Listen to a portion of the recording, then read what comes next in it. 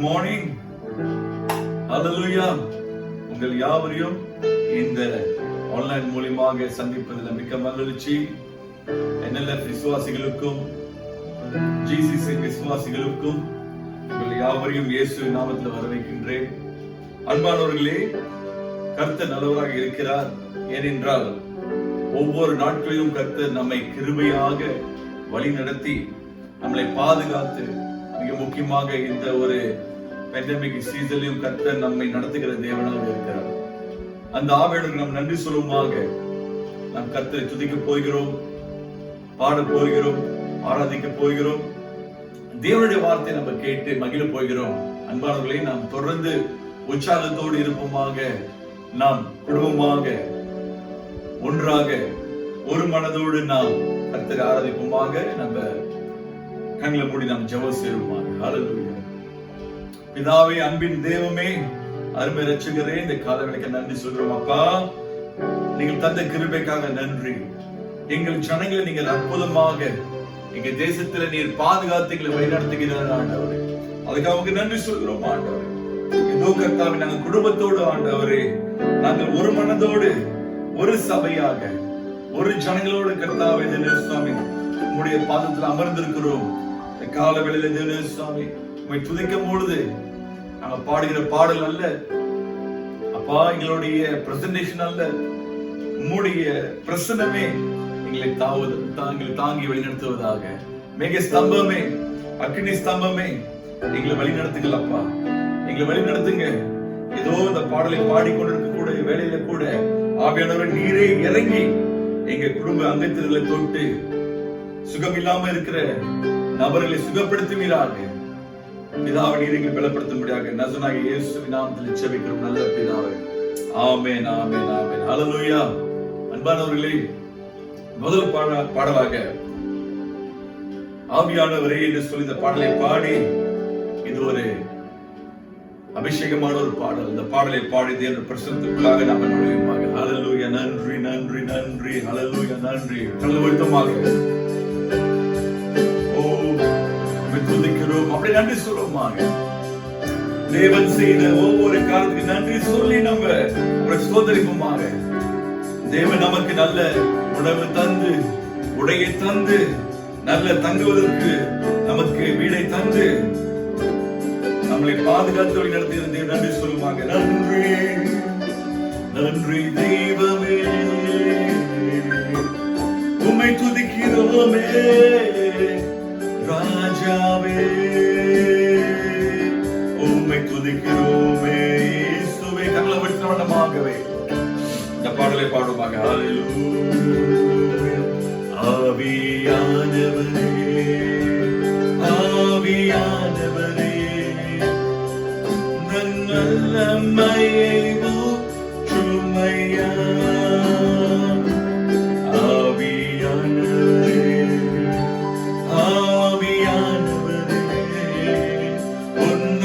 அபிஷேகத்தால் நீர் உம்மையா.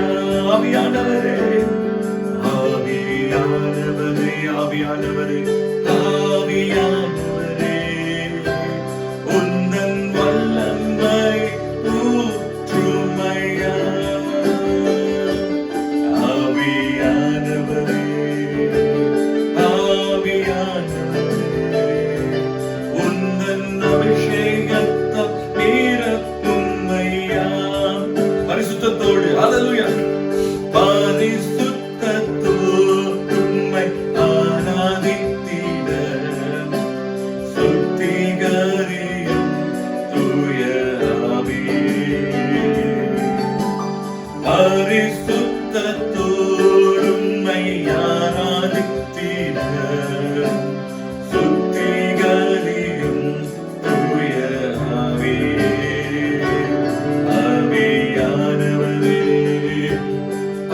ஆவியானவரே, உந்தன் வல்லமையாய் ஊற்றுமையா. ஆவியானவரே, ஆவியானவரே, உந்தன் அபிஷேகத்தால் நீர் உம்மையா. ஏசாயாவின் உதடுகள், ஏசாயா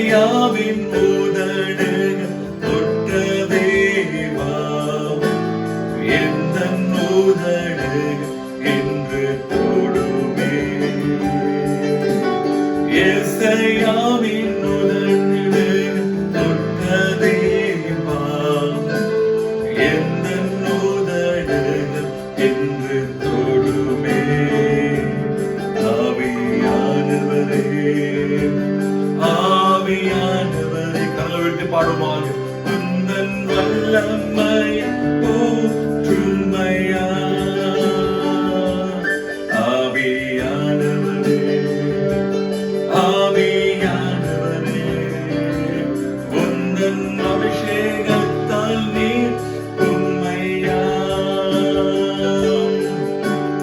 அக்கினியின் நாவுகள் இறங்கட்டுமே வல்லமையாய் ஊழியம் நான் செய்திட அக்கினிகள் நாவுகள் இறங்கட்டுமே வல்லமையாய் ஊழியம் நான் செய்திட ஆவியானவரே பாடுமாக ஆவியானவரே உந்தன் வல்லமை ஊற்றுமையா எங்க தேசத்தில் ஊற்றுமையா ஆவியானவரே ஆவியானவரே உந்தன் அபிஷேகத்தால் நீர் உம்மையா மறுபடியும் பாடுமாக ஆவியானவரே ஆவியானவரே ஆவியானவரே உந்தன் வல்லமை ஊற்றுமையா ஆவியானவரே ஆவியானவரே உந்தன் அபிஷேகத்தால் நீ உம்மையா ரூஹ் காற்றே ஹல்லேலூயா ரூஹ் காற்றே ரூஹ் காற்றே சுவாச காற்றே என்னை நீர் தேடு ரூஹ் காற்றே ரூஹ் காற்றே சுவாச காற்றே என்னை நீர் தேடுங்க சொல்லுவாங்க ரூஹ் காற்றே ரூஹ் காற்றே சுவாச காற்றே என்னை நீர் தேடுங்க என்னை நீர் தேடுங்க என்னை நீர் தேடுங்க ஹல்லேலூயா ஓ அப்படி கலவெடுத்து நாம் தேவனை துதிப்போமாக ஓ நீர் எங்களை உயர்த்த வேண்டும் என்று சொல்லி நிரப்பங்கள் என்று சொல்லுவாங்க ரூஹ் காற்றே சுவாச காற்றே உம்மை துதிக்கிறோம் உம்மை உயர்த்துகிறோம் தெய்வமே ஓ நன்றி ஹல்லேலூயா நன்றி ஹல்லேலூயா Praise the Lord. இந்த கால வேளையில் நாம் கரங்களை தட்டின வண்ணமாக கர்த்தரை துதித்து நாம் பாடி அவர் நல்லவர் என்று சொல்லி நாம் பாடுவோம் ஹல்லேலூயா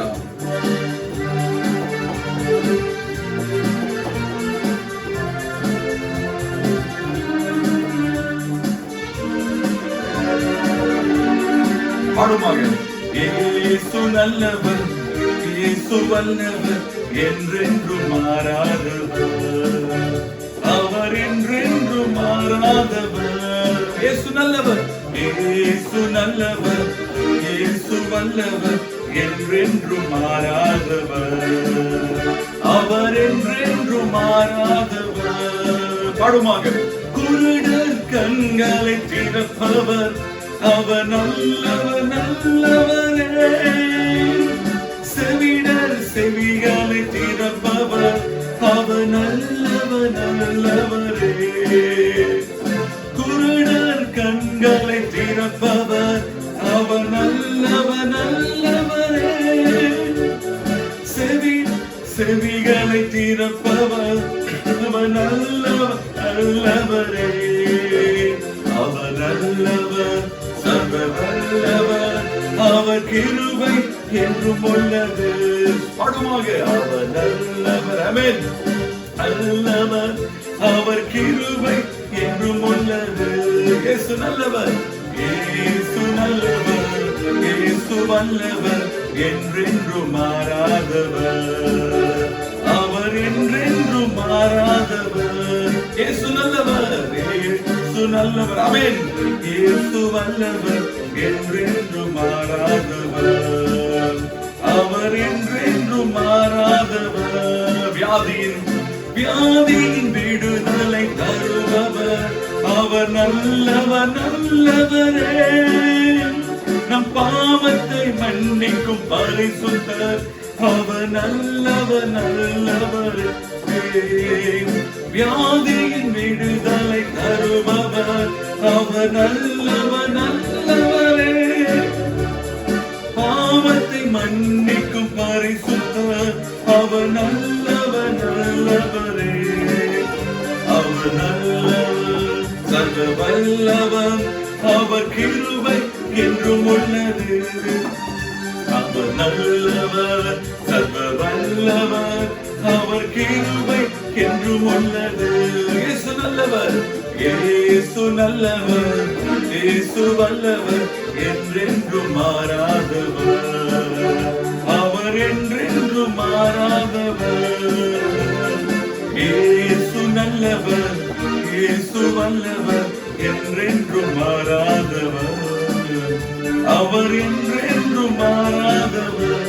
துன்பத்தின் ஆறுதல் தருபவர்.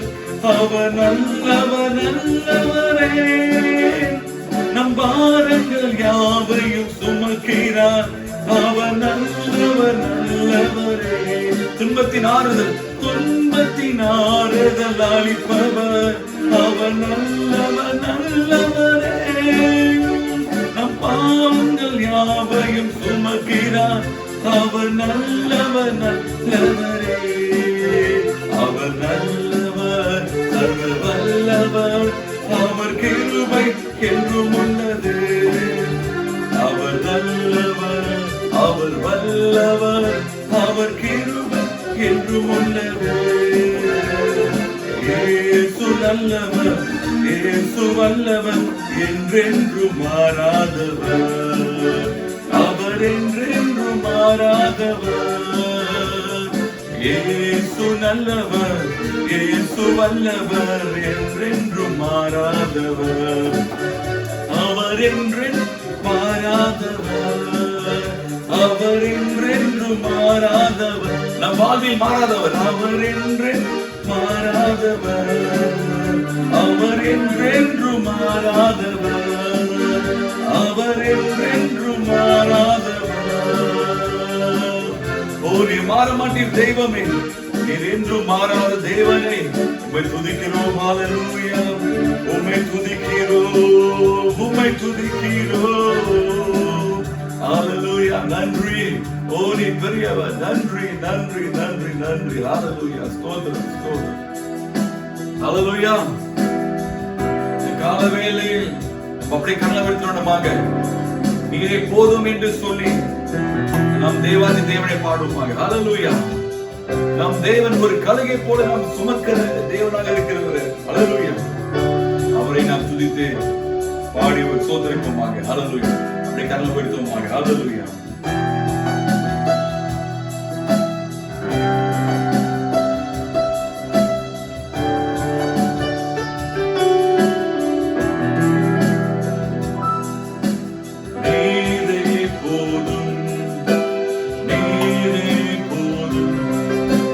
நீரே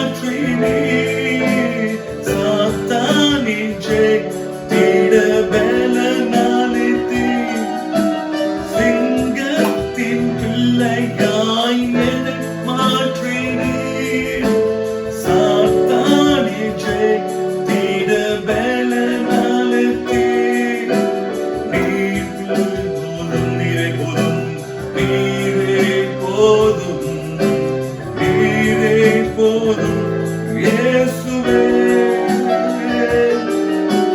நீரே போதும், நீரே போதும், நீரே போதும் இயேசுவே.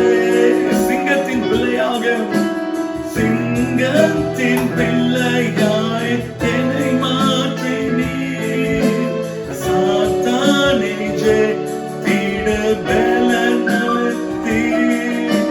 சிங்கத்தின் பிள்ளையாய் என்னை மாற்றி நீர் சாத்தான் ஜெயித்திட பலன் அளித்தீர்.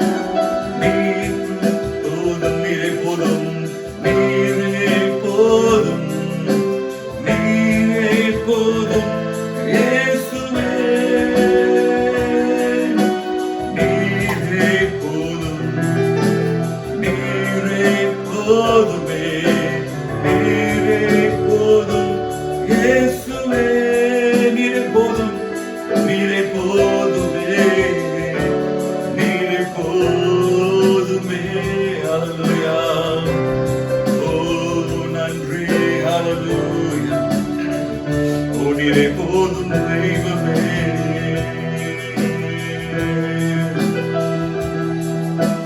துதி கன மகிமை யாவும் உமக்கே செலுத்துவோம் எங்கள் தேவா.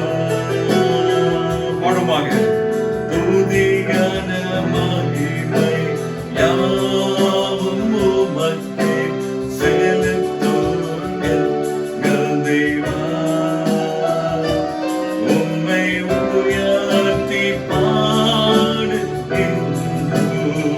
நீர் எங்கள் துதிகளின் பாத்திரரே.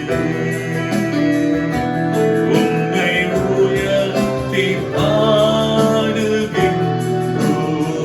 நீர் எங்கள் துதிகளின் பாத்திரரே. இரு கரங்களை உயர்த்தி ஸ்தோத்தரிப்போம், நீர் எங்கள் நல்ல ராஜாவே. நேற்றும் என்றும் என்றும் நீர் மாறாதவர், உம்மை என்றென்றும் ஸ்தோத்தரிப்போம். இரு கரங்களை உயர்த்தி ஸ்தோத்தரிப்போம், நீர் எங்கள் நல்ல ராஜாவே. நேற்றும் என்றும் என்றும் நீர் மாறாதவர், உம்மை என்றென்றும் ஸ்தோத்தரிப்போம், உம்மை என்றென்றும் ஸ்தோத்தரிப்போம், உம்மை என்றென்றும் ஸ்தோத்தரிப்போம், உம்மை என்றென்றும் ஸ்தோத்தரிப்போம். ஹல்லேலூயா. உம்மை ஸ்தோத்தரிப்போம். நீர் வாழ்கவே, நீர் வாழ்கவே. ஹல்லேலூயா. ஓ நீர் வாழ்கவே, நீர் வாழ்கவே. ஓ நன்றி, நன்றி, நன்றி, நன்றி. ஹல்லேலூயா. பிரியமானவர்களே, தொடர்ந்து நாம் தேவனுடைய வார்த்தை கடந்து செல்லுமாக. தேவனுடைய வார்த்தையில ஜீவன் உண்டு, வல்லமை உண்டு. அன்பானவர்களே, தேவனுடைய வார்த்தை நம் மத்தியில வழங்கும்படியாக, தேவனுடைய செய்தி நம் மத்தியில தரும்படியாக பாஸ்டர் செல்விஸ் நம் மத்தியில ஆவலோடு நின்று கொண்டிருக்கிறார்கள். அன்பானவர்களே, இந்த காலகட்டத்தில் நம்மை உற்சாகப்படுத்தும்படியாக, நம்முடைய ஆவி மறுபடியுமாக உயிர்ப்பித்து இந்த சவால்களை சந்திக்கும்படியாக நாம் செவிகளை திறந்து தேவனுடைய வார்த்தை நாம் கேட்போமாக. சிஸ்டர் செல்வேஸ், பாஸ்டர் செல்வேஸ் ஒரு அற்புதமான ஒரு சகோதரி. சண்டே ஸ்கூல் மினிஸ்ட்ரியில் அதிகமாக அக்கறையோடு, அன்போடு, பாரத்தோடு செய்யக்கூடிய ஒரு சகோதரி நம்ம நின்று கொண்டிருக்கிறார்கள். இப்பொழுது நாம் உள்ளத்தை திறந்து, நாம் செவிகளை திறந்து தேவனுடைய வார்த்தை நாம் பெற்றுக்கொள்வோமாக. ஆமென். ஹல்லேலூயா. நீங்க இருக்கும் இடத்தில் இருந்து ஒரு கைத்தட்டலோடு சகோதரி பாஸ்டர் செல்விஸ் அழைப்போமா. God bless you. கர்த்தர் நாமத்திலே ஸ்தோத்திரம். உங்கள் அனைவரையும் இந்த காணொளி மூலமாக அவர்களுக்கும் பாசராஜ் அவர்களுக்கும் என்னோட மனமான நன்றி தெரிவித்துக் கொள்கிறேன். 2 சபையால் அனைவரும் எப்படி இருக்கிறீங்க? நலமாக இருக்கிறீங்க. நான் விசுவாசிக்கிறேன். தேவனுடைய கிருபை மட்டும் நம்மளை காத்து கொண்டிருக்கிறது. அதுக்காக நம்ம நன்றி உள்ளத்தோடு இந்த காலை வேளையில கூட தேவன் வசனத்தை நம்ம கேட்கறதுக்கு நம்ம உள்ளத்தை ஆயத்தப்படுத்துவோமாக. அதுக்கு முன்பாக மறவாமல் சிஸ்டர் யூனிஸ்க்கு நன்றி செலுத்த விரும்புகிறேன். வாரந்தோறும் நம்மளுக்கு ஸ்ட்ரீமிங் பண்ணி கொண்டிருக்கிறார்கள். அவர்களுக்காக நன்றி. அதே மாத்திரம் இல்லை, இன்று என்னோட அழைப்புக்கு இணங்கி வந்த சிஸ்டர் வேண்டி அவர்களுக்கு என்னோட மனமார்ந்த நன்றி. வேதத்தை வாசிக்கிறதுக்காக ஒரு தியாலஜன் இப்படியாக சொல்லுகிறார் பாருங்க, நம் வேதத்தை வாசிக்கும் போது வேதம் நம்மளை வாசிக்கிறதா. A theologian once said, when we read the Bible is reading us. இன்று இந்த காலை வேளையில் கூட அந்த வசனங்களை வாசிக்கும் போது அந்த உணர்வோடு நம்ம வாசிப்போமாக. எப்படி நம்மளை வாசிக்கிறதோ என்று நம்ம அந்த ஒரு உணர்வோடு நம்ம வாசிப்போமாக. நம்ம கேட்போமாக. மத்திய 6வது அதிகாரம் 5, 6. அதுக்கு பிறகு மத்திய 6வது அதிகாரம் 16வது வசனம் 18வது வசனம் வரையும். அன்றையோ நீ ஜெபம் பண்ணும் போது மாயக்காரரை போலிருக்க வேண்டாம். மனுஷர் காணும்படியாக அவர்கள் ஜெப ஆலயங்களிலும் வீதிகளிலும் சந்திகளிலும் நின்று ஜெபம் பண்ண விரும்புகிறார்கள். அவர்கள் தங்கள் பலனை அடைந்து தீர்ந்ததென்று மெய்யாகவே உங்களுக்கு சொல்லுகிறேன். நீயோ ஜெபம் பண்ணும் போது உன் அறை வீட்டுக்குள் பிரவேசித்து உன் கதவை பூட்டி அந்தரங்கத்தில் இருக்கிற உன் பிதாவை நோக்கி ஜெபம் பண்ணு. அப்பொழுது அந்தரங்கத்தில் பார்க்கிற உன் பிதா வெளியரங்கமாய் உனக்கு பலனளிப்பார். Thank you, Sister Wendy.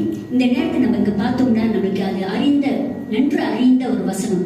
ஜெபத்தை குறித்து இயேசுவானவர் சொல்லும் போது, நீ ஜெபம் பண்ணும் போது முதலாவது 5வது வசனத்துல இப்படி நீ ஜெபம் பண்ண கூடாது என்று சொல்கிறார். அடுத்த வசனத்துல இப்படிதான் நீ ஜெபம் பண்ண வேண்டுமே. அதாவது அந்நியர்கள் போல வெளியரங்கமாக ஜெபம் பண்ணாது, வீட்டு அறையில் பூட்டிக் கொண்டு நீ ஜெபம் பண்ணும் போது உன் பிதாவானவர் அதை பார்த்து உனக்கு பலன் அளிப்பார் என்று. அதே வண்ணமாக 16வது வசனம் 18வது வசனம் என்ன சொல்கிறது பார்ப்போமாக. நீங்கள் உபவாசிக்கும் போது மாயக்காரரை போல முகவாடலாய் இராதேயுங்கள். அவர்கள் உபவாசிக்கிறதை மனுஷர் காணும் பொருட்டாக தங்கள் முகங்களை வாட பண்ணுகிறார்கள். அவர்கள் தங்கள் பலனை அடைந்து தீர்ந்ததென்று மெய்யாகவே உங்களுக்கு சொல்லுகிறேன்.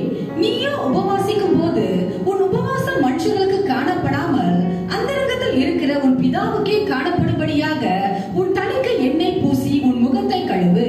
அப்பொழுது அந்தரங்கத்தில் பார்க்கிற உன் பிதா உனக்கு வெளியரங்கமாய் பலனளிப்பார்.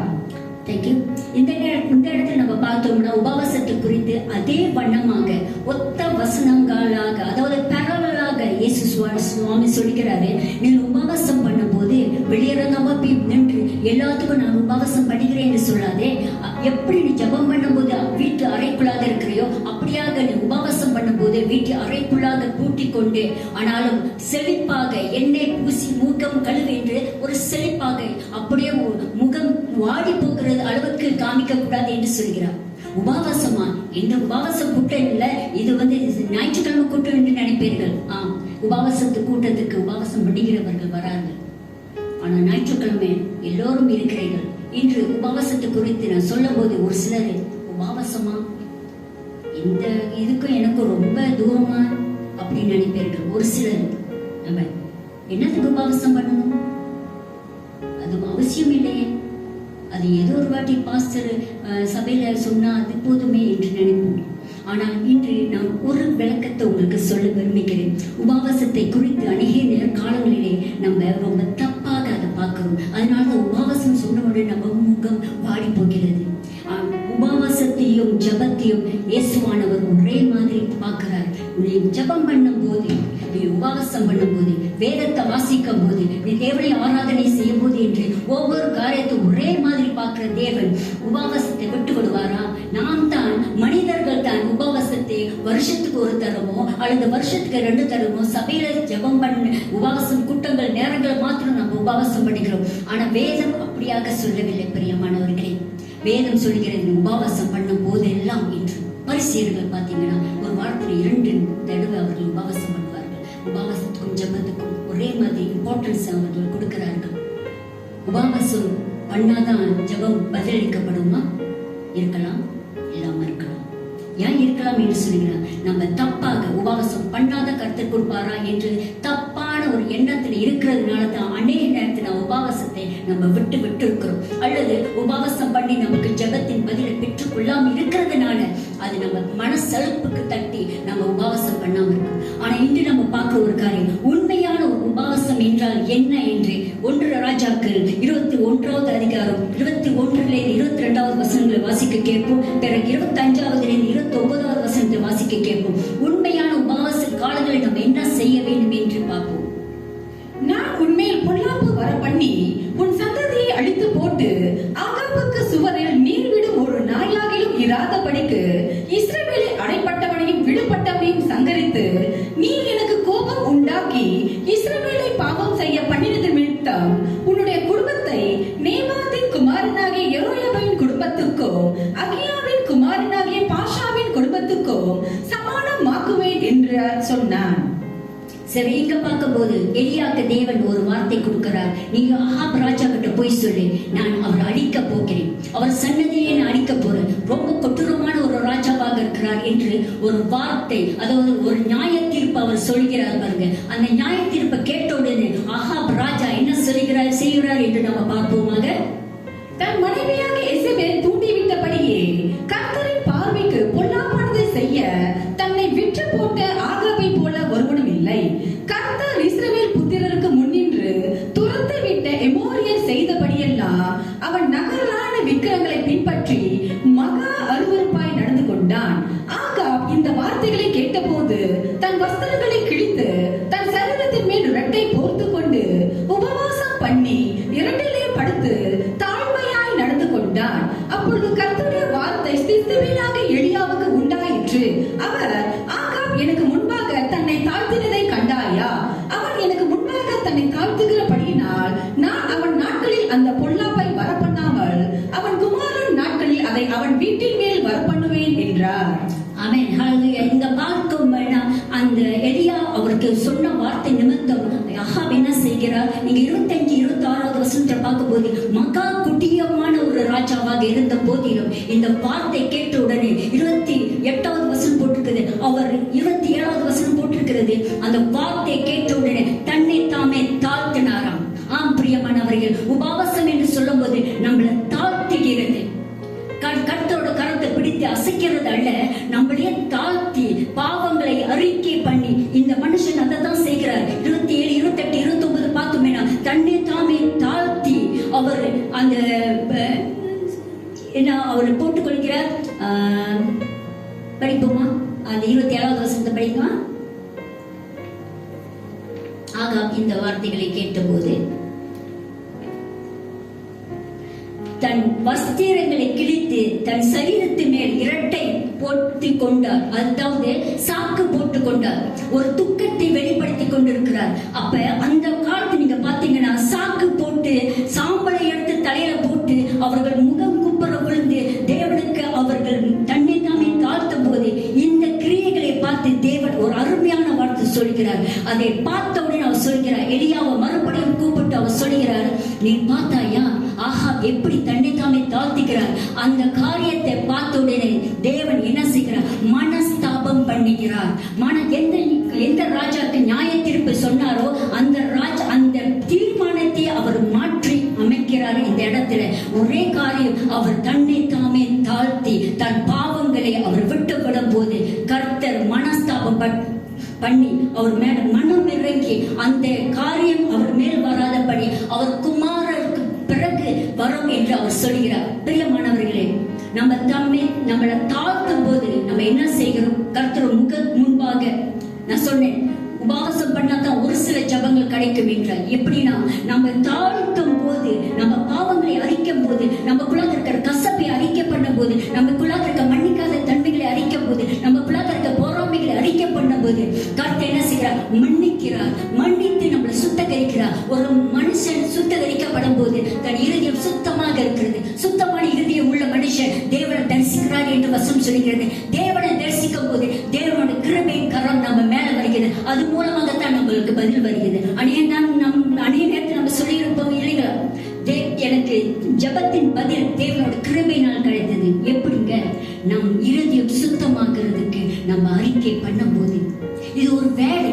அதனாலதான் அநேக நேரத்தில் நம்ம இந்த வேலையை செய்ய முடியல. பல வருஷம் முன்பாக நீங்க பாத்தீங்கன்னா ரொம்ப பேர் அடிக்கடி நம்ம உபவாசம் பண்ணுவோம். ஆனா காரியத்தை அப்படியே மறந்து விட்டோம்.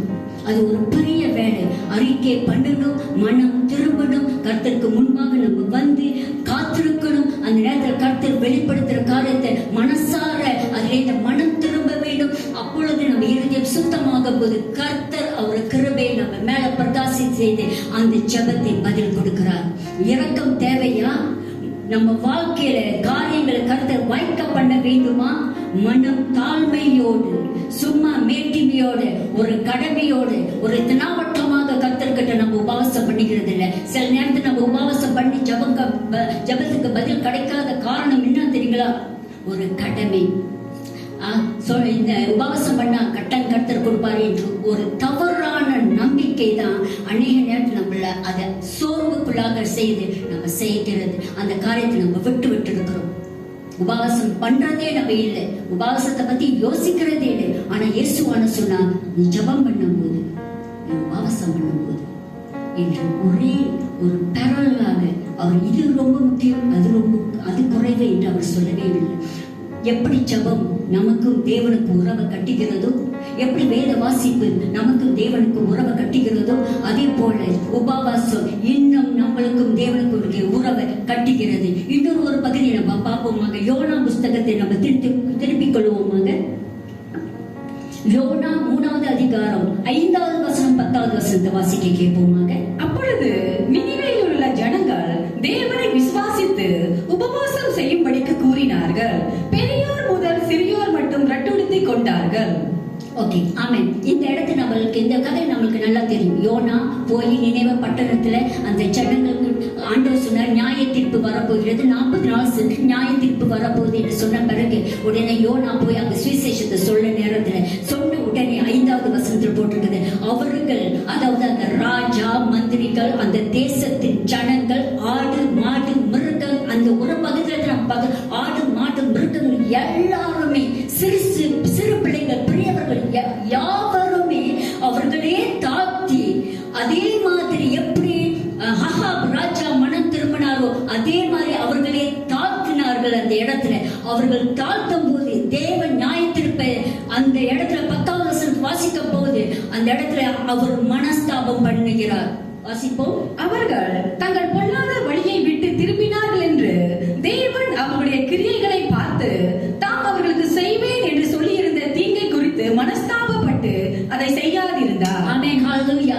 எப்படி ஒரு மனுஷனுக்கு அவர் மனஸ்தாபப்பட்டாரோ, இந்த தேசமே மனம் திரும்பும் போது அவர் மனஸ்தாபப்பட்டார். இந்த காலகட்டத்திலே நம்ம தேசம் எப்படியாக போய்கொண்டிருக்கிறது? நாம் தேசம் மட்டும் உலகத்தில் உள்ள அநேக தேசங்களை எப்படிப்பட்ட ஒரு நெருக்கடி, எப்படிப்பட்ட ஒரு பயங்கரமான சூழ்நிலைக்குள்ள கடந்து போய்கொண்டிருக்கிறது. இந்த காலகட்டத்திலே நம்ம அவர்களை போல, யோனா காலங்களை போல, அந்த நினைவை ஜனங்களை போல நம்மளை தாழ்த்தி கர்த்தருக்கு முன்பாக நம்ம பாவங்களை அறிக்கை பண்ணும்போது, தேசத்தின் பாவங்களை அறிக்கை பண்ணும்போது கர்த்தர் மனஸ்தாபப்பட்டு காரியங்களை மாற்ற வல்லவராக இருக்கிறார். நம்ம சும்மா சொல்லுவோம், அவர் வருஷிக்க பண்ணுவார், அவர் ஹீல் பண்ணுவார் நம்ம லேண்ட் என்று சொல்லிட்டு போய்கொண்டே இருப்போம். விசுவாசத்துல சொல்லிவிட்டு போய்கொண்டே இருப்போம். விசுவாசம் அதை தேவன் மேல் வைக்கிற விசுவாசம் மாத்திரமில்லை, தேவனை உண்மையாக தேடி அப்பொழுதுதான் அவர் பதில் அளிப்பார். விசுவாசம் கொண்டு விசுவாசத்தை வைத்து நம்ம தேவனை முகமுகமா தேடும் போது தாங்க பதில் அளிக்கப்படும் என்று எபேசியர் 11:6வது வசனம் சொல்கிறது. நம்ம ஒரு பகுதி மட்டும் விசுவாசத்தில் கர்த்தர் சகலத்தையும் செய்வார் இல்லை. இங்க தெளிவாக போட்டு ஒரு தேசத்திலே கர்த்தர் நியாய தீர்ப்பு உண்டாக்க வேண்டும் என்று சொன்ன இதை மனஸ்தாபப்பட்டு மாற்றின தேவன் நம்ம தேசத்தில் இப்ப அழிவுக்குள்ளாக கடந்து போகிற எல்லா துறைகளிலும் ஒரு அழிவு, எல்லா குடும்பத்திலே ஒரு சஞ்சலம் உண்டாக்கி கொண்டிருக்கிறது. மரணத்தின் பயம், வியாதியின் பயம் இருக்க நேரத்தில் நாம் என்ன செய்து கொண்டிருக்கிறோம்? சும்மா ஜெபத் பண்ணிட்டு போய்கொண்டே இருக்கிறோம். ஆனா இந்த வசனம் சொல்கிறது, தேவன் மனஸ்தாபம் பண்ணணுமா நம்ம தேசத்தின் மேல் நாம் முழங்கால் முழங்கிட்டு கர்த்தருக்கு முன்பாக மன்னிப்பு கேட்போம். கர்த்தருக்கு முன்பாக தாழ்மையாக நம்ம விழுவோமாக. அப்பொழுதுதான் தேவன் நம்ம தேசத்தை அவர் சுகப்படுத்துவார், அவர் ஹீல் பண்ணுவார் என்று அந்த வசனம் ரொம்ப தெளிவாக இருக்கிறது. பிரியமானவரே, உபவாசத்தை அலட்சியப்படுத்த வேண்டாம். உபவாசமானது ஒரு வேலை. அந்த காரியத்தை நம்ம செய்யும் போது நிச்சயமாக நம்ம இறுதிய சுத்தகரிக்கப்படும் போது கர்த்தர் மனஸ்தாபம், பழைய ஏற்பாடுல மனஸ்தாபப்பட்ட தேவன் இந்த புதிய உடன்படிக்கையில வாழ்ந்து கொண்டிருக்கிற நமக்கு, கிருபை அருளப்பட்ட நமக்கு கர்த்தர் மனஸ்தாபம் பட மாட்டாரோ? நிச்சயமாக அவர் மனஸ்தாபப்படுவார் பிரியமானவர்களே. அது மாத்திரமில்லை, வெளியே போகும்போது ஒரு பயம், அடைக்கலம் இருக்கா இல்லையே என்று பயந்து கொண்டிருக்கிறோம். அவர் உபவாசம் பண்ணும்போது எப்படிப்பட்ட மனுஷரீகம் மூலமாக கொடுக்க முடியாத ஒரு அடைக்கலம் தேவன் உன்னதத்திலே கொடுக்க வல்லவரே என்று எஸ்ரா புஸ்தகம் 8வது அதிகாரம் 21, 23 பிறகு 31வது வசனத்தை வாசிக்க கேட்போமாக. அப்பொழுது நாங்கள் எங்கள் தேவனுக்கு முன்பாக எங்களை தாழ்த்துகிறதற்கும், எங்களுக்காகவும் எங்கள் பிள்ளைகளுக்காகவும் எங்கள் சகல பொருள்களுக்காகவும் செவ்வையான வழியை தேடுகிறதற்கும் நான் அங்கே அந்த அகாவா நதியண்டையிலே உபவாசத்தை கூறினேன். வழியிலே சத்துருவை விலக்கி எங்களுக்கு துணை செய்யும்படிக்கு நான் ராஜாவினிடத்தில் சேவகரையும் குதிரை வீரரையும் கேட்க வைக்கப்பட்டிருந்தேன். எங்கள் தேவனுடைய கரம் தம்மை தேடுகிறவர்கள் எல்லார் மேலும் அவர்களுக்கு நன்மையாக இருக்கிறது என்றும், அவருடைய வல்லமையும் அவருடைய கோபமும் அவருடைய விட்டு விலக்குகிறவர்கள் எல்லார் மேலும் இருக்கிறது என்றும் நாங்கள் ராஜாவுக்கு சொல்லி இருந்தோம். அப்படியே நாங்கள் உபவாசம் பண்ணி எங்கள் தேவனிடத்திலே அதை தேடினோம். எங்கள் விண்ணப்பத்தை கேட்டருளினார். ஆமென். ஹல்லேலூயா. இந்த இடத்துல என்ன நடக்குதுன்னா, எஸ்ரா சிறையிருப்புக்குள்ளாக இருந்த யூத ஜனங்களை பாபிலோன் தேசத்திலிருந்து அவர் யூத தேசத்துக்கு மறுபடி அழைத்து கொண்டு வரும்போது அவர் ஒரு காரியம் செய்கிறார். அந்த பிரயாணத்துக்கு போகிற முன்பாக, அது ஒரு 4 மாதம் பிரயாணமாக இருந்தது. அந்த இடத்துல பிரயாணம் செய்யும் முன்பாக அவர் அந்த ராஜா கிட்ட ஒரு சேனைகளிலோ அல்லது யுத்த வீரர்களையோ குதிரை வீரர்கள் அவர் கேட்கவில்லை. அதனால அவர் அந்த ஜனங்களை வைத்து அந்த பிரயாணத்தை ஆரம்பிக்க முன்பாக அவர்கள் உபவாசத்துக்குள்ளாக கடந்து போனார்கள். அந்த கூட்டத்திலே பாத்தீங்கன்னா சிறு பிள்ளைகள், பெரியவர்கள், முதியோர்கள், வாலிபர்கள், சகல குடும்பமும் இருந்த இடத்துல அவர் உபவாசத்தை நாடி வந்தார். அதுக்கு பிறகு அவர் போட்டிருக்கிறது, தேவன் பதில் அளித்தார். அது மாத்திரமில்லை, 21வது வசனத்தை வாசித்துக்காங்க. நாங்கள் எருசலேமுக்கு போக 1ஆம் மாதம் 12ஆம் தேதியிலே அகாவா நதியை விட்டு பயணம் புறப்பட்டோம். எங்கள் தேவனுடைய கரம் எங்கள் மேல் இருந்து வழியிலே சத்துருவின் கைக்கும் பதிவிருக்கிறவர்களின் கைக்கும் எங்களை தப்புவித்தது. ஆமென். ஹல்லேலூயா. இவர்கள் பிரயாணம் செய்கிறது அவர்கள் அதாவது அந்த ஜனங்கள் மாத்திரமில்லை, அவர்கள் ரொம்ப விலை உயர்ந்த பொருட்களையும் அவர்கள் எடுத்து அந்த யூத தேசத்துக்கு கொண்டு போறார்கள். அப்ப அந்த பொருட்களையும் ஜனங்களும் வழி நடத்துறதுக்கு அவர்களுக்கு பாதுகாப்பு தேவைப்பட்டது. ஆனா இந்த இடத்துல நம்ம பார்க்கும்போது கள்ளர்கள் வரவில்லை, கள்ளர்கள் அந்த பொருட்களை திருடவில்லை, இவர்களை அடித்து கொன்று போடவில்லை, எந்த ஜனங்களும் அந்த இடத்துல மரணம் அடையவில்லை, யாருக்கும் வியாதிப்படவில்லை. கர்த்தர் உன்னதமான ஒரு அடைக்கலத்தை ஒரு உபவாசத்தின் மூலமாக கர்த்தர் அவர்களுக்கு அடைக்கலத்தை கொடுத்தார். மேக ஸ்தம்பத்தை காமிக்கவில்லை, அக்னி ஸ்தம்பம் அவர்களுக்கு முன்பாக போகிறதை நம்ம பார்க்க முடியாது. ஆனா பார்க்க முடியாத ஒரு உன்னதமான ஒரு அடைக்கலம் 4 மாதமாக அந்த ஜனங்களை பின்தொடர்ந்து அவர்களுக்கு பின்பாகம் தேவ தூதரை வைத்து தேவன் அவர்கள் வழி நடத்துற காரணம், அவர்கள் உபவாசம் பண்ணார்கள். அவர்கள் முழுமையாக தேவனை நம்பியிருந்தார்கள். உபவாசம் பண்ணும்போது நம்மளை தாழ்த்தும் போது முழு நம்பிக்கை, full dependence is on God, not on us. இவர்கள் முழுமையாக தேவனை பற்றி கொண்டிருந்தார். வெளியே போற பயமா? உபவாசம் பண்ணி ஜெபத்தோடு இருங்கள். வெளியே போகும்போது வரும்போது தேவன் அவரோட அடைக்கலத்தை நமக்கும் நம்ம குடும்ப அங்கத்தினர்களுக்கும் நம்ம உற்ற உறவினருக்கும் தேவன் அந்த அடைக்கலத்தை வைப்பார். பயப்பட தேவையில்லை. உபவாசம் மூலமாக அவருக்கு பிரியமான ஒரு காரியத்தை நம்ம செய்யும் போது அவர் உன்னதத்திலிருந்து அந்த அடைக்கலத்தை நம்மளுக்கு தருகிறார். நீங்க நினைப்பீங்க இயேசு சொன்னார், ஆனா இயேசு புதிய ஏற்பாடு அதை பத்தி சொன்னாரா? பழைய ஏற்பாடை பத்தி சொல்லிக்கிட்டு இருக்கிறீங்க. புதிய ஏற்பாடில் இயேசுவானவர் நம்ம பார்க்கும் போது 40 நாள் உபவாசத்துக்குள்ளாக அவர் கடந்து போனார். அநேக பேர் நினைக்கிறீங்க அந்த ஒரு தடவை தான் அவர் கடந்து போனார். பிரியமானவர்களே, அவர் 3 வருஷம் ஊழியம் செய்யும் போதும் அவர் உபவாசத்துக்குள்ளாக கடந்து போனார். எப்படி தெரியும்? மார்க் 9வது அதிகாரத்தை நீங்க அதை புரட்டி நீங்க படிச்சீங்கன்னா அங்க ஒரு மனுஷனை, ஒரு பையனை ஒரு தகப்பனார் கொண்டு வருவார். அவரு ஒரு பிசாசானவன் அவனை அலக்கழித்து கொண்டிருக்கும். அந்த மானம் கொண்டு வந்த உடனே சீஷர்களால் துரத்த முடியல. அந்த பேயோ பிசாசோ அதை துரத்த முடியல. அவர் இயேசு ஒரு வார்த்தையை சொல்லி துரத்தி விட்ட பிறகு 28-29வது வசனத்துல ரகசியமாக அவர்களோட சீஷர்களோடு அவர்கிட்ட ஒரு கேள்வி கேட்கிறார்கள். அதை படிக்குமா? வீட்டில் அவர் பிரவேசித்த பொழுது அவருடைய சீஷர்கள் அவர்கள் அதை துரத்திவிட எங்களால் ஏன் கூடாமல் போயிற்று என்று அவரிடத்தில் தனித்து கேட்டார்கள். அதற்கு அவர், இவ்வகை பிசாசு ஜெபத்தினாலும் உபவாசத்தினாலுமே என்று மற்றெந்த விதத்திலும் புறப்பட்டு போகாது என்றார். ஆமென், ஹல்லேலூயா. இந்த இடத்துல அவர் சொல்கிறார், இந்த மாதிரி கடினமான ஒரு பிசாசு, கடினமான ஒரு சூழ்நிலை மாறப்படணுமா, அது ஜெபத்தில் மாத்திரமில்லை, உபவாசத்தில். அவர் அந்த வார்த்தை சொன்ன பிறகு அநேக நேரத்துல பேதுரு பாத்தீங்கன்னா ரொம்ப கேள்வி கேட்பார். இந்த இடத்துல அவர் அமைதியாக இருக்கிறார். ஏன் தெரியுங்களா? அவர்களுக்கு தெரியும் இயேசுவானவர் அவ்வப்போதும் ஜபமும் பண்ணினார், உபவாசம் பண்ணினார். ஏன் நான் அப்படி உறுதியாக சொல்லியிருந்தேன் தெரியுங்களா? மத்திய 9வது அதிகாரம் 14-15 போட்டிருக்கோம். யோவான் ஸ்நானோட சீஷர்கள் வந்து இயேசுவை கேட்பார்கள், ஆண்டவரே, எங்கள் யோவானோட சீஷர்கள் உபவாசம் பண்ணி இருக்கிறார்கள், பரிசேயர்கள் உபவாசம் பண்ணுகிறார்கள், ஆனால் உங்களுடைய சீஷர்கள் உபவாசம் பண்ணவில்லை என்று தெளிவாக சொல்வார்கள். உங்களுடைய சீஷர்கள் தான் சொல்வார்கள், நீங்களும் உங்க சீஷர்கள் சொல்ல மாட்டார். அப்படி இங்க பார்க்கும்போது அவர் அவ்வப்போது அவரோட வாழ்க்கையில fasting was is life style. எப்படி ஜெபம் அவர் வாழ்க்கையில ஒரு பங்காக இருந்தது. எது தேவனோட தரிசிக்கிற காரியங்களிலே தேவனோட குரலை கேட்கறதுக்கு ஒரு பங்கா அவர் வாழ்க்கையில ஒரு பங்கா இருந்தது.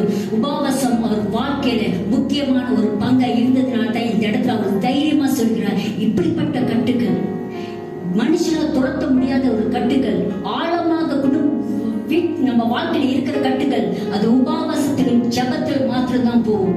ஆம் பிரியமானவர்களே, நம்ம வாழ்க்கையில நம்ம குடும்பத்துல ஒரு பிரதான ஒரு கட்டு இருக்குதா? பல முறைகள் ஜெபித்தோம், அது விடுதலை பெற முடியலையா? பிள்ளை சுழிய கட்டுகள் இருக்கிறதா? விக்கிரத்தின்குள்ளாக நம்ம சிக்குண்டி இருக்கிறோமா? அல்லது நம்ம கோபம் வரும்போது நம்மள அறியாம நமக்குள்ளாக ஒரு ஆங்காரம் வந்து கையை நீட்டி அடிக்க வேண்டும் என்று, எத்த வேண்டும் என்று நமக்குள்ளாக ஒரு ஆங்காரம் ஆவி நமக்குள்ளாக கிரியை செய்து கொண்டிருக்கிறா வாலிபா? அல்லது திருமணம் செய்தும் நீ போனோகிராஃபி பார்த்து கொண்டிருக்கிறாயா? இப்படிப்பட்ட கட்டுரை நான் ரொம்ப நாள் மன திரும்ப ஆசைப்படுகிறேன், என்னால முடியல, எவ்வளவு முயற்சி பண்ணிட்டு என்னால முடியல. இங்க போட்டிருக்கிறார் இயேசுவானவர், எது ஜபத்தினால் முடியாத ஒரு காரியம் உபவாசத்தினாலும் ஜபத்தினாலும் அது கூடும் என்று ரொம்ப தெளிவாக இங்க சொல்லி இருக்கிறார். அப்ப அது மூலம் நமக்கு தெரியும் இயேசுவானவர் அவ்வப்போதும் உபவாசம் பண்ணி ஜபம் பண்ணி கொண்டிருந்தார். புதிய ஏற்பாடுல இருக்கிறோம், அதனால கிருபை காலங்கள் வாழ்ந்து கொண்டிருக்கிறோம், அலட்சியப்படுத்திக் கொண்டிருக்க வேணாம். உபவாசம் பண்ணும் போது அவரோட கிருபை மிகவும் மிகவும் அதிகமாக நம்ம வாழ்க்கையில பிரதிலிக்க ஆரம்பிக்கும். உபவாசம் பண்ணும் போது நம்மளை தாழ்த்தும் போது நமக்குள்ளாக இருக்கிற ஒவ்வொரு தடைகள் சிறு தடைகளாக இருக்கிறோம், சில பெரிய தடைகளாக இருக்கும். அது எல்லாத்தையும் கர்த்தர் வெளிப்படுத்த நம்ம மனம் திரும்பும் போது கர்த்தர் அந்த காரியத்தை நம்ம விடுதலையாக்குறார். ஒரு சிலர் நினைத்து கொண்டிருப்பீர்கள், 10 வருஷம் 5 வருஷம் மாறிவிட்டது, வாக்கு தத்துவத்தை பெற்றுக் கொண்டிருக்கிறேன், ஆனா அதை ருசித்து பார்க்க முடியல, அதை இன்ஹெரிட் பண்ண முடியாம இருக்கிற பிரியமானவர்கள், இதை நீங்க பல காரியத்தை செஞ்சு பார்த்திருக்கிறீர்களே, ஒரு தடவை உபவாசத்துக்குள்ளாக கடந்து போய் பாருங்கள், உங்களையே தாழ்த்தி பாருங்கள். உங்களுக்குள்ளாக கர்த்தர் ஒரு சில தடைகளை வெளிப்படுத்துவார். அது மனசார மனம் திரும்பும் போது கர்த்தரோட கிருபை உங்க மேல அவரதமாக பிரகாசி பண்ணி அந்த தடையை அவர் உடைத்து வாக்கு தத்துவம் 10 வருஷம் நடக்காத காரியம் இப்பொழுதே உங்க கையில நீங்க ருசித்து பார்க்க கர்த்தர் செய்ய ஆரம்பிப்பார். ஆம், உபவாசம் சாதாரண ஒரு காரியம் இல்லை, பக்தியான காரியம் நினைக்கிறீங்களா? Fasting is such a religious thing, no? If fasting is religious, then prayer is religious, then reading the Bible also a religious. Worship is a religious thing. Everything is religious and everything is very powerful. Why we always neglect fasting? கொஞ்சம் யோசித்து பாருங்க. இப்பொழுது நீங்க கேட்க முடியுமா, எனக்கு உபவாசம் பண்ண விருப்பம் இல்லைன்னு சொல்ல முடியுமா? உபவாசத்தின் வல்லமையை நம்ம பார்த்து கொண்டு இருக்கிறோம் பிரியமானவர்கள். ஒரு சிலர் நினைப்பீங்க, நான் உபவாசம் பண்றதில்லை, பல பலவீனங்கள் இருக்கு, அது கர்த்தர் அறிந்து கொள்வார், கர்த்தருக்கு தெரியும் என்று. ஆமாங்களா? நம்ம ஒரு வசனத்தை பார்ப்போமா? லூக்கா 2வது அதிகாரம் 36-38 வசனத்தை பார்ப்போம்.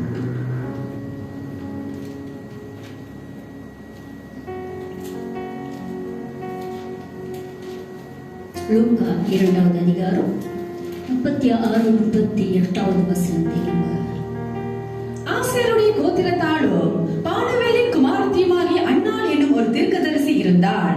அவள் கன்னி பரியாயத்தில் விவாகமானது முதல் 7 வருஷம்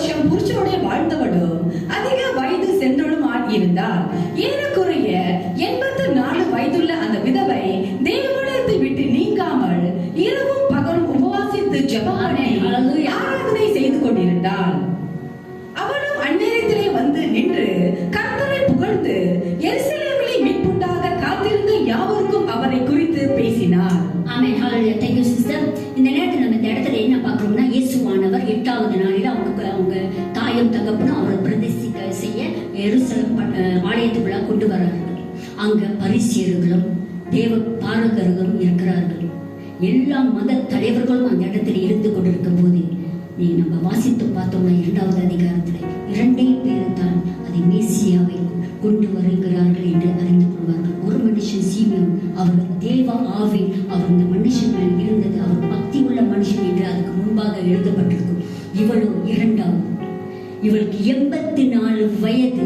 இரவும் பகலும் உபவாசம் பண்ணி ஜபம் பண்ணி அந்த ஆலயத்தில் இருக்கும் போது அந்த ஜபம் மூலியமாக அந்த உபவாசம் மூலியமாக தன் ஆவி மனுஷன் கூர்மையா இருந்தது. வருகை 2 பேர் தான் அறிந்து கொண்டார்கள். அவள் கூர்மை, அவர் ஆவி மனுஷன் கூர்மையா இருந்தது மட்டும் இயேசுவை அந்த பலிபீடத்தில் கொண்டு வரும்போது இவள் அந்த இடத்துல கடந்து வந்து அந்த குழந்தையை தூக்கி மற்றவர்களுக்கு அதை பார்த்து அவர் ஆண்டவருக்கு ஸ்தோத்திரம் செலுத்துகிறார். நாம் 2வது வருகை சமீபமாக இருக்கிறோம். நாம் அறிந்து கொள்வோமா எப்ப அவர் வரப்போகிறார் என்று? உபவாசத்திலும் ஜபத்திலும் தரித்திருக்கும் போது நம் ஆவி மனுஷன் கூர்மையாகும். இதுதான் வழி என்று கருத்து சொல்லுவார். குழப்பமாக இருக்கிறீர்களா? எந்த முடிவு செய்ய வேண்டும் என்று தெரியாம இருக்கிறீர்களா? அந்த வழிகளை கருத்தர் காமிப்பார், ஒரு வெளிச்சத்தை உண்டாக்குவார். நம்ம இதுதான் முடிவு என்று, இதுதான் வழி. கர்த்தரோட 2வது வருகையோட சத்தத்தை கேட்கணுமா? இவள் முதல் சத்தத்தை இந்த 2 பேர் தான் கேட்டார்கள். 2வது வருகையின் சத்தத்தை நம்ம ரொம்ப நெருங்கி கொண்டு இருக்கிறோம். அவர் சத்தத்தை கேட்காம போயிருப்போம். உபவாசம் பண்ணும்போது நம்மளை தாழ்த்தி கருத்திற்கு முன்பாக வைக்கும் போது நம்ம ஆவி மனுஷனை அவர் கூர்மைப்படுத்துற அவரோட சத்தத்தை அவரோட வழி நடத்த தெளிவாக நம்ம அறிந்து கொள்வோம். சங்கீதக்காரர் சொல்கிறார், மோசே தேவனுடைய வழியை அறிந்து கொண்டாராம், ஆனா இஸ்ரவேல் ஜனங்களும் அவருடைய கிரியைகளை தான் கண்டார்கள் என்று. நம்ம மோசையை போல தேவனோட வழிகளை அறிந்து கொள்ள வேண்டுமா? அவர் என்ன செய்கிறார்? அவர் தான் செய்கிறார். நம்மளை வழி நடத்துகிறாரா இல்லையா? குழப்பமாக இருக்கா? சந்தேகமாக இருக்கிறதா? உபவாசம் பண்ணி பாருங்கள். அவருக்கு முன்பாக நம்மளை தாழ்த்தி பார்ப்போம்.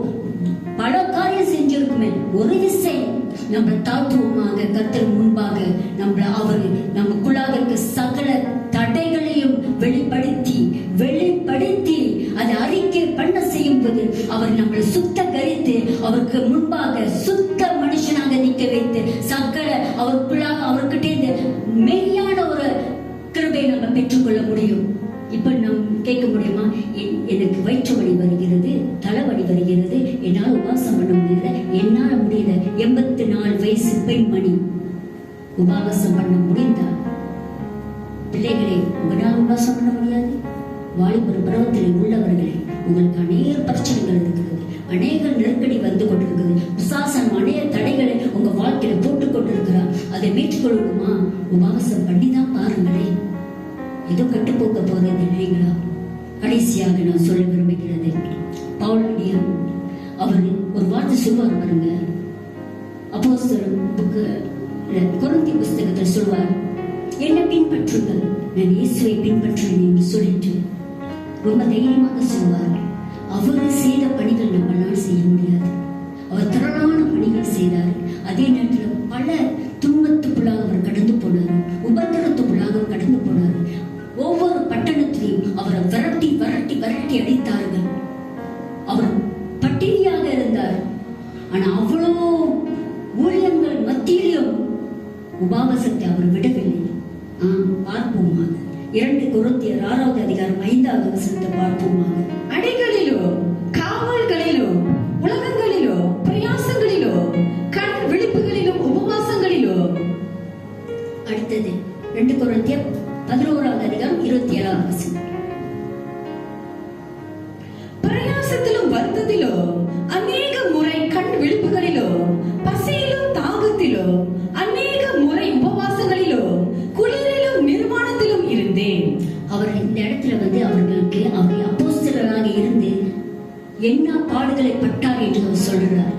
அவ்வளோ பாடுகள் பட்ட மத்தியிலும், அவ்வளோ சபைகளை அவர் ஸ்தாபித்த மத்தியிலும், நிருபங்களை எழுதுற மத்தியிலும் அவர் பட்டினியாய் இருந்தா போட்டிருக்கும். அடுத்தது அவர் உபவாசம் பண்ணி கொண்டிருந்தார். அவர் உபவாசத்தை அவர் விடவே இல்லை. அவர் வாழ்க்கையில, அவர் ஊழியத்தின் பிரயாணத்திலே அவர் உபவாசத்தை விடவே இல்லை. ஏன் தெரியுங்களா? அவர் இயேசுவை போல செய்தார்கள். உபவாசம் பண்ணும்போது நம்மளை தாழ்த்திக்கிற மனுஷன் மேல தேவன் கிருபையாக இருக்கிறார் என்று பேதுரு சொல்லுகிறார் அல்லவா? மேட்டிமை உள்ள மனுஷனுக்கு தேவனும் தூரமாக இருக்கிறார். அப்பொழுது நம்ம தாழ்த்தும் போது தேவனுடைய கிருபை ஒவ்வொரு நாளும் அதிகரிக்கும். பிரியமானவர்களே, அதனாலதான் அப்போஸ்தலர் 9 அதிகாரம் நீங்க பாத்தீங்கன்னா அங்க போட்டிருக்கும், God did extraordinary miracles through Paul. தேவன் அவர் மூலமாக விசேஷத்தை அற்புதங்கள் செய்தார். அவர் அற்புதம் இல்லைங்க, விசேஷத்தை. ஏன்? உபவாசத்தை அவர் கை கொண்டார்கள். நாம் எப்படி? இப்ப நீங்க காரணங்கள் சொல்ல முடியுமா? எனக்கு நேரம் இல்லை, என்னால முடியாது, அல்லது வாசம் பண்ணுமா என்று இதுக்கு மேல நீங்க கேள்வி கேட்பீர்களா? ஒரே காரியம், உபவாசம் பண்ணும்போது நம்மளை தாழ்த்திக்கிறோம், தேவனை நம்ம உயர்த்திக்கிறோம். கொஞ்சம் அதை சிந்திச்சு பார்ப்போம், கொஞ்சம் செயல்குள்ளாக பார்ப்போம். நம்ம தேசத்தை ஒரு மாற்றத்துக்குள்ளாக கொண்டு வரணுமா? குடும்பத்தை மாற்றத்துக்குள்ளாக கொண்டு வரணுமா? இக்கட்டு சிக்கொண்டு இருக்கிறோமே அதுலேருந்து விடுதலை பெறணுமா? ஒரு சமாதானம் நிலைமையில ஒரு சந்தோஷம் இல்லாம இருந்து கொண்டிருக்கிறது, அதுலேருந்து விடுதலை பெறணுமா? அவர் பதில் கொடுத்திருக்காருங்க. எதையோ ட்ரை பண்ணிக்கிறோமே, யான் உபவாசத்தை ட்ரை பண்ணக்கூடாது. அது ஒண்ணு தப்பான ஒரு வார்த்தை இல்லை, தப்பான ஒரு செயல் இல்லை, தேவனுக்கு உகந்தமான ஒரு செயல். கண்கள் மூடி நம்ம ஜெபம் செய்வோம். அன்பின் பிதாவை, உடைய சமூகத்திலே நாங்க வருகிறோம், எங்களை தாழ்த்துகிறோம் உடைய சமூகத்திலே. ஐயா, நாங்கள் தாழ்த்தும் போது ஆண்டவரே, நீர் எங்களுக்கு கிருபை அருள செய்து எங்களை உயர்த்தி வைக்கிற தேவனாக இருக்கிறீர். ஐயா, நாங்கள் உபவாசத்தை அலட்சியப்படுத்தியிருக்கலாம், ஆனா இன்று நம்ம உங்களோட வசனத்தின் பிரகாரம் நீர் உபவாசித்தீர். நாங்கள் உம்மை பின்பற்றுபவர்கள் நாங்கள் உபவாசிக்கிறதுக்கு ஆவியானவரை எங்களுக்கு உதவி செய்யுமா நாங்கள் ஜெபிக்கிறோம். நாங்கள் மாத்திரம் இல்லை அப்பா, நான் எங்க குடும்பமே உபவாசத்துக்குள்ளாக கடந்து போறோம். அதை பிரியமாக செய்ய போது கர்த்தர் உங்களுடைய அனுகிரகத்தை எங்க வாழ்க்கை நாங்கள் ருசித்து பார்ப்போம். நன்றி ஆண்டவரே, இயேசு கிறிஸ்துவை நாம் ஜெபிக்கிறோம் எங்க நல்ல பிதாவே, ஆமென். Praise the Lord. Thank you, Pastor Service. That was a very wonderful message about prayer. ஜெபத்தை குறித்த ஒரு அருமையான ஒரு தேவ செய்தியை நாம் கேட்டோம். ஜெபத்தை நம்ம வாழ்க்கையில் நம்ம அபியாசப்படுத்திக் கொள்வோம். குறிப்பாக இந்த காலகட்டத்தில் நம்ம அதிகமாக ஜெபிக்க வேண்டும், மட்டுமல்ல உபவாசம் எடுக்க வேண்டும். உபவாசம் என்றால், என்றால் தேவன், வாசம் என்றால் அவர் சமூகம். ஊர் சுற்றிக்கிட்டு இருக்கக்கூடாது, உபவாசம் என்ற பேரில் அதை சுற்றிக்கிட்டு இருக்கக்கூடாது. உட்காந்து தேவ சமூகத்தில் நம்ம காத்திருந்து ஜெபிக்க வேண்டும். பைபிளை திறந்து படித்து தேவன் நம்மோடு பேச வேண்டும். இந்த காலகட்டத்தில் நம்ம சந்திக்கக்கூடிய இந்த சவாலை நம்ம மேற்கொள்ளணும்னு சொன்னால் நிச்சயமாக நான் உபவாசம் எடுத்து தான் ஆகணும். ஹல்லேலூயா. சரி, இந்த நேரத்தில் கூட நாம் இந்த தேவ செய்திக்காக, ஐ பிலீவ் தேவ செய்தி கேட்ட பிறகு நம்ம ஜெபித்து அந்த தேவ செய்தி நம்முடைய இதயத்தில் தங்கி அது வேறு பிடிக்க வேண்டும். ஏன்னா அதிகமாக அந்த நம்பிக்கை உள்ள மனிதன் நான். அந்த நேரத்தில் கூட சிஸ்டர் வசனி இந்த தேவ செய்திக்காக ஜெபிப்பார்கள். தலைகளை வணங்கி நாம் ஜெயிப்போமாக. வசனி வாங்க. அருமையான தேவ செய்தியை நம்மளோட பாஸ்டர் செல்விஸ் கொடுத்தாங்க. அதிகமாக ஜெபத்தை பற்றி சொன்னாங்க. மத்தேயு 6வது அதிகாரத்தில் ஜெபம் நம்மளோட வாழ்க்கையில் முக்கியம், அதை பற்றி பேசினாங்க. அடுத்து உபவாசத்தை பற்றி பேசினாங்க. ஸோ கேட்ட ஒவ்வொரு வார்த்தைகளும் நம்மளோட இருதயத்தில் அபியாசப்படணும் என்று நம்ம ஜெபிப்போமாக. கண்களை மூடுவோமாக. நன்றி தகப்பனே, அப்பா, அந்த நாளுக்காக நன்றி. கேட்ட ஒவ்வொரு வார்த்தையும் ஆண்டவரே எங்கள் இருதயத்தில் அபியாசப்படத்தக்க நீங்கள் உதவி செய்யுங்க ஆண்டவரே. ஜெபத்தை பற்றி ஆண்டவரை பேசினார்கள் ஆண்டவரே. அந்த ஜெபம் எங்கள் இருதயத்தில் ஆண்டவரை அதை அபியாசப்படத்தக்க நீங்கள் உதவி செய்யுங்க ஆண்டவரே. கேட்ட ஒவ்வொரு இருதயத்தையும் நீங்கள் ஆசீர்வதிங்க ஆண்டவரே. நாங்கள் அதன்படி செயல்படத்தக்க நீங்கள் எங்களுக்கு உதவி செய்யுங்க ஆண்டவரே. அப்பா, அந்த நாளில் ஆண்டவரே கேட்ட ஒவ்வொரு வார்த்தைகளுக்காக நன்றி செலுத்துகிறோம் ஆண்டவரே. ஆண்டவரே எங்களுக்கு வார்த்தை கொண்டு வந்த போதகர் பாஸ்டர் செல்விஸ் ஆசீர்வதிங்க. உம்முடைய கரம் அவங்க மேல இருக்கட்டும். ஆண்டவரே சபை மக்களையும் நீங்க ஆசீர்வதிங்க. ஒவ்வொருத்தையும் ரத்த கோட்டைக்குள்ளாக நீங்க மூடிக்கொள்ளுமா இருக்கட்டு ஜெபிக்கிறோம். ஆண்டவரே உம்முடைய கரம் ஒவ்வொருத்தர் மேலேயும் இருக்கட்டும். ஆண்டவரே கொடுக்கிற ஒவ்வொரு காணிக்கைகளும் ஆசீர்வதிங்க. காணிக்கை கொடுக்கிற ஒவ்வொரு இருதயத்தையும் ஆண்டவரே நீர் ஆண்டவரே சந்தோஷத்தால் நிரப்பணும். ஆண்டவரே இன்னும் அவங்க குடும்பங்களை நீ சந்திக்குமா இருக்கட்டு ஜெபிக்கிறேன். கொடுக்கிற ஒவ்வொரு கரத்தையும் ஆசீர்வதிங்க, பலப்படுத்துங்க. கேட்ட ஒவ்வொரு வார்த்தையும் நீங்க ஆசீர்வதிக்குமா இருக்கட்டு ஜெபிக்கிறேன். ஒப்பு கொடுத்து இயேசுவின் நாமத்தில் ஜெபிக்கிறேன் நல்ல பிதாவே, ஆமென். Thank you sister வசனி. அற்புதமான ஒரு ஜெபம். காணிக்கைக்காக சேர்த்து ஜெபிச்சிருக்கிறேங்க. உங்கள் காணிக்கைகளை அங்கங்கே இருக்கிற இடத்துல நீங்கள் ஆயத்தப்படுத்தி நீங்கள் பேங்கிங் பண்ணிக்கொள்ளலாம்.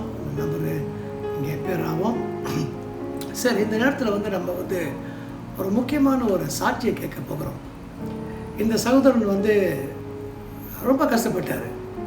குறிப்பாக இந்த lockdown, just before the lockdown அவர் பயங்கரமான ஒரு விபத்துக்குள்ளாகி, அவர் பேர் அசோகன், ரொம்ப மொத்தமாக இருப்பார், நல்லா பெரிய உருவம், செக்யூரிட்டி கார்டு வேலை செய்யிட்டு இருந்தார். ஸோ பயங்கர ஒரு ஆக்சிடெண்ட்டில் ஒரு கால் ரொம்ப முறிவு அடைந்து விட்டது. ரொம்ப கஷ்டப்பட்டார். வேலைக்கு போகாமல் குடும்பத்துக்கு ப்ரொவைட் பண்ண முடியாமல் ரொம்ப கஷ்டப்பட்டார்.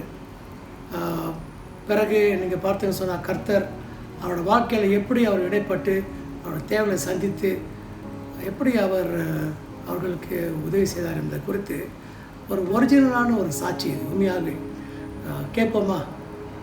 Brother Ashokan please. நன்றி. என் பேர் அசோகன். ஸோ நான் அந்த வீடியோ செய்கிற காரணம் என்னென்னா, போன வருஷம் 9ஆம் தேதி 12 மாதம் 2020 நான் அடிப்பட்டேன். ஸோ அடிப்பட்டு என் உயிரே போயிடணும்னு நினச்சி நான் அப்படி இருந்தேன். ஆனால் ஏசப்பா என்னை கூட்டி என்னை போகிற உயிரை கையில் பிடிச்சி என்னை கொண்டு வந்து என்னை நிறுத்தியிருக்காரு. காரணம் ஏசப்பா மட்டும்தான். எதனாலன்னா அவர் ஒரு காரணம் வச்சுருக்காரு. அந்த காரணத்துக்காக நான் இது பண்ணுறதுக்காக தான் என்னை வச்சுருக்காரு. சரிங்களா? நான் ஆனால் ரொம்ப வேதனை துன்பப்பட்டேன். இந்த கை இந்த கால் ரொம்ப வேதனைப்பட்டு நடக்க முடியாமல் 2 பேர் சப்போர்ட் இல்லாமல் என்னால் எதுவும் செய்ய முடியும். ஆனால் இன்றைக்கி இந்த தொங்காடிச்சு நடக்கிற அளவுக்கு எனக்கு கொடுத்துருக்கானா ஏசப்பா மட்டும்தான். சரிங்களா? நான் ஏன் அதை சொல்கிறேன்னா, எனக்கு செஞ்ச நன்மை உங்களுக்கும் செய்வார். அந்த நன்மையில் சொல்கிறேன். சரிங்களா? அதே போல் நான் ரொம்ப கஷ்டப்பட்டேங்க. சாப்பாடு வேலை இல்லாமல் சாப்பாடுலாம் கஷ்டப்பட்டேங்க. எங்கள் வீட்டில் 13 பேருங்க. 13 பேர் சாப்பிட்றது எவ்வளோ பிரச்சனை தெரியுமாங்க. அந்த சாப்பாடுக்கு பாசர்கிட்ட சொன்னேன். பாசர் சொல்லி 2 சிஸ்டர் செஞ்சாங்க. செஞ்சுட்டு ஆனால் அந்த கிளைங்களோட சிஸ்டர் பேர் சொல்லலை, எனக்கு பேர் தெரியல. ஆனால் அவங்க மூலிமா, அவங்க ஃப்ரெண்டு மூலிமா எனக்கு ரொம்ப பேர் உதவி செஞ்சாங்க. ஸோ அவங்களுக்குலாம் கூட நன்றி சொல்கிறேன். பாசருக்கு முதல் நன்றி சொல்கிறேன். பாசர் ஒரு அப்பாவாக இருந்து எனக்கு கைட் பண்ணார். இந்தமாரி ஐயா அப்படி இருக்கு, நான் ப்ரே பண்ணியா நல்லா ஆயிரும், நல்லா வருவீங்க அப்படின்னு சொன்னார். ஸோ அதே போல் நான் பாசருக்கு நன்றி சொல்கிறேன். எனக்கு செஞ்ச உதவி எல்லாருக்கும் நன்றி சொல்கிறேன். ஏன்னா என் சொந்தக்காரங்க கூட எனக்கு அந்த ஒரு உதவி சொல்லலாம். ஆனால் என் குடும்பம் உதவி செஞ்சேன். நான் என் குடும்பம்னா என் கிறிஸ்துவ குடும்பம் மட்டும்தான். ஏன்னா என் சொந்தக்காரங்க எல்லாம் உதவி தள்ளிட்டாங்க. சரிங்களா? ஆனால் இன்றைக்கி என் உதவி நான் இருக்கிறேன்னா என் கிறிஸ்துவக்குள்ளே மட்டும், என் கிறிஸ்துவ குடும்பம் மட்டும். என் பாசருக்கு ரொம்ப நன்றி சொல்கிறேன். பாசரை எனக்கு கிரேட் பண்ணார். ரொம்ப நன்றி.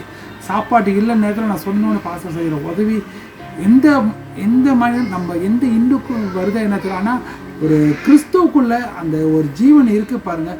உதவி செய்கிற தன்மை யாருக்கு இருக்காதுங்க. ஆனால் ரொம்ப நன்றிங்க. எனக்கு சொல்ல வார்த்தை இல்லை. நான் ஏதாவது தவறாக பேசியிருந்தேன் என்னை மன்னிச்சிருக்கேன். ஏன்னா எனக்கு தெரிஞ்சதுன்னு சொல்கிறேன். ஏன்னா நான் இந்தமாதிரி வீடியோ செஞ்சுக்கிறேன். நான் இத்தனை வருஷம் கிறிஸ்துவுக்குள்ளே இருந்து நான் வீடியோ செய்கிறேன். இன்றைக்கி தான் முதல்ல செய்கிறேன்னா எனக்கு நன்மை.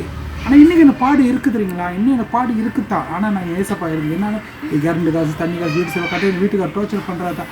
ஆனால் ஏசப்பா இருக்கிறார் மட்டும் சொல்லிட்டு நான் பொறுமையாக இருக்கிறேன். சரிங்களா? நீங்களும் அதே போல் ஏசப்பா இருக்கிற நிச்சயமாக நம்மளுக்கு செய்வேன். நான் இன்னும் ஏசப்பா கேட்டுக்கிட்டு தான் இருக்கேன். ஏசப்பா உதவி செய்யுங்கப்பா அப்படின்னு கேட்டு ஏசப்பா செய்வார். அவர் செய்கிற தேவனாக இருக்கிறார். வல்லவ தேவனாக இருக்கிறார். எதனால என்னோட அப்பா. சரிங்களா? நான் ரொம்ப நாள் சொல்லிட்டேன். ஏதாவது தப்பாக இருந்தால் மன்னிச்சிருங்க. நான் யாரை எதிர்க்க சொல்லுங்கள் எனக்கு தவறாக மன்னிச்சிருங்க. சரிங்களா? அவர் ப்ரே பண்ணிட்டு முடிச்சிடறேன். ஏன்னா நம்ம கிறிஸ்துவ பிள்ளைங்க நம்ம ப்ரே பண்ணுறது முக்கியம். Thank you brother Ashokan. ரொம்ப உள்ளத்தை தொடக்கூடிய ஒரு சாட்சி இது. மெய்யாகவே இந்த சாட்சியை கேட்டு ரொம்ப பேர் இன்றைக்கு தொடப்பட்டிருப்பார்கள். நிச்சயமாக நீங்கள் கர்த்தர் அதிகமாக விசுவாசிக்கிறீர்கள். இதோ இந்த வேலையில் கூட நான் நம்முடைய new life fellowship provision group sister Navami brother Suresh, pastor Selves, இவங்களுக்காக என்னுடைய உள்ளமார்ந்த நன்றியை தெரிவித்துக் கொள்கிறேன். இவர்கள் மூலமாக அநேக தேவைகள் சந்திக்கப்பட்டு கொண்டிருக்கிறது.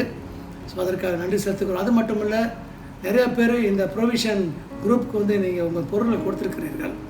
அவர்கள் அதெல்லாம் சேர்த்து வைத்து எங்கெல்லாம் ஜெனுவினாக, ஏன்னா நம்ம சும்மா கொடுக்கறது கிடையாது, எங்கே உண்மையான தேவை இருக்கிறதோ அங்கே நம்ம கொடுத்து நம்ம மக்களுடைய தேவைகளை நாம் பூர்த்தியாக்கி கொண்டிருக்கிறோம். இது மூலமாக தேவனுடைய அன்பு விளங்கப்படுகிறது. ஏன்னா நம்ம மோட்டிவ் எல்லாம் என்ன, கர்த்தரை மக்கள் அறிந்து கொள்ள வேண்டும். ஹல்லேலூயா. சரி, ஓகே, அனௌன்ஸ்மெண்ட் டைம். இந்த நேரத்தில் கூட நம்ம வந்து சில அனௌன்ஸ்மெண்ட் பார்க்க போகிறோம். நம்முடைய பைபிள் ஸ்டடி மறுபடியும் ஆரம்பமாகிறது. சந்தோஷமா? ஸோ ஆனால் இந்த பாடம் வந்து ரொம்ப சுவாரஸ்யமான பாடம், இந்த காலகட்டத்துக்கு ரொம்ப ரொம்ப தேவையான ஒரு பாடம். The preparing for the end times. இந்த இறுதி நாட்களுக்கென்று நம்மை ஆயத்தப்படுத்திக் கொள்வது எப்படி என்பதை குறித்த ஒரு அற்புதமான பாடத்தை ஒரு அருமையான ஒரு போதகர் நமக்கு படித்து கொடுக்க வருகிறார் ஜூம் மூலமாக. அஃப்கோர்ஸ் அவர் பேர் வந்து ரெவரண்ட் மூடி நெஹிமியா. அவர் தமிழ்நாட்டை சேர்ந்தவர், ஆனாலும் பல வருஷம் இங்கே மலேசியா செட்டில் ஆகிட்டார். எனக்கு நெருங்கிய நண்பன். ஒரு எங்களோட நட்பு கிட்ட ஒரு say about 30 years. Okay, so very good teacher. எனக்கு தெரிஞ்சு நீங்களும் கண்டிப்பாக நீங்கள் என்ஜாய் பண்ணுவாங்க. ஸோ எவ்ரி டியூஸ்டே நைட், அதாவது 3ஆம் தேதி அடுத்த மாதத்துலேருந்து இந்த கூட்டம் ஆரம்பமாகும். ஸோ எல்லோரும் வந்து கலந்து கொள்ளுங்க. Please take advantage of this class. You going to really be blessed. You going to learn many things. Okay, so please இதை வந்து லேசாக எடுத்துக்கொள்ள வேண்டாம். அவர் ரொம்ப ப்ரிப்பேர் பண்ணி, ஆக்சுவலி அவர் வந்து ஸ்ரீலங்கா, இந்தியா அதை படித்து கொடுத்துக்கிட்டு இருக்காரு. ஆனால் அதை விட்டுட்டு நமக்கு தனியாக படித்து கொடுக்குறாருன்னா ஏன்னோ நம்ம மேலே ஒரு தனி ஒரு கரிசனை. ஓகே, ஹல்லேலூயா. ஸோ அதை கட்டணம் மற்ற காரியங்கள்லாம் நம்ம சொல்லுவோம். எல்லாரும் கலந்து கொள்ள வேண்டும் என்னோடய ஆசை. ஓகே, இந்த வெள்ளிக்கிழமை இரவு வந்து நான் ஏற்கனவே சொன்னேன், நம்ம ஒருவருக்கு ஒரு ஜெபிக்க போகிறோம் என்று. ஓகே, ஒரு சின்ன ஒரு மாற்றம்.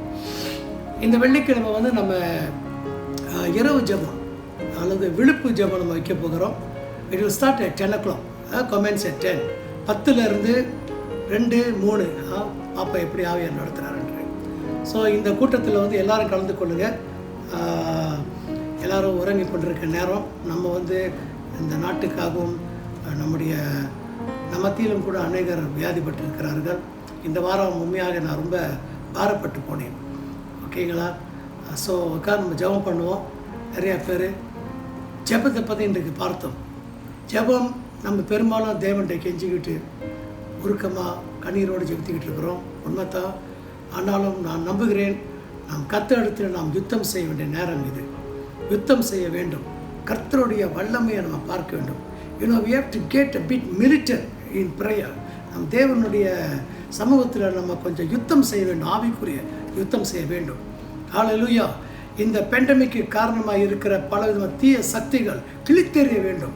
நாம் ஜெபிப்போமாக. ஸோ இந்த இரவில், வெள்ளிக்கிழமை இரவு, எல்லா தலைவர்களும் ஆயத்தத்தோடு வாங்க.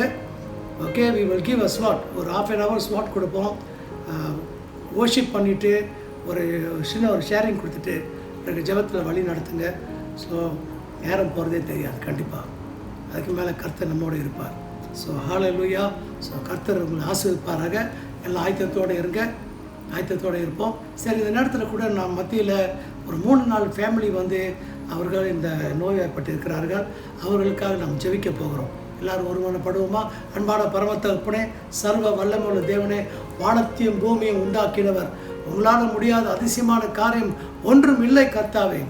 வானத்திலும் பூமிக்கும் சகல அதிகாரம் இயேசு பிரான் கொடுக்கப்பட்டிருக்கிறது. அந்த அதிகாரத்தை நீங்கள் எங்கள் தந்திருக்கிறீங்க. தேள் மேலும் பாம்பின் மேலும் நாங்கள் மிதித்து செல்லும்படியாக நசரான இயேசு கிறிஸ்துவின் நாமத்தில் பாதிக்கப்பட்ட அனைவரும் மேலும் கர்த்தாவே இந்த காரியங்கள் அகன்று போகும்படியாக கட்டளை கொடுக்கிறோம் ஆண்டவரே.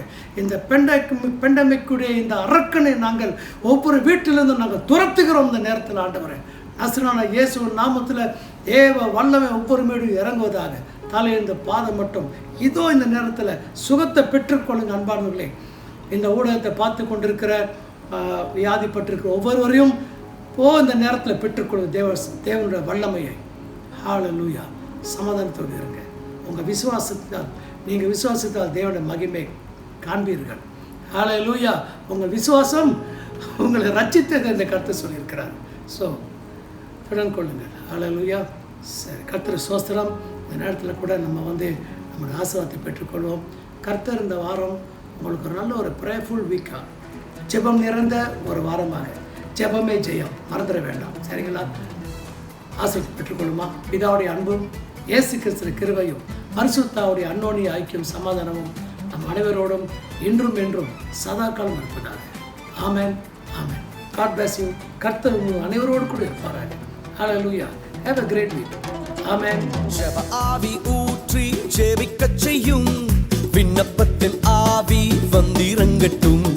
ஜெப ஆவி ஊற்றி ஜெபிக்கச் செய்யும், விண்ணப்பத்தின் ஆவி வந்திறங்கட்டும். ஜெப ஆவி ஊற்றுமே, விண்ணப்பத்தின் ஆவியை ஊற்றிடுமே.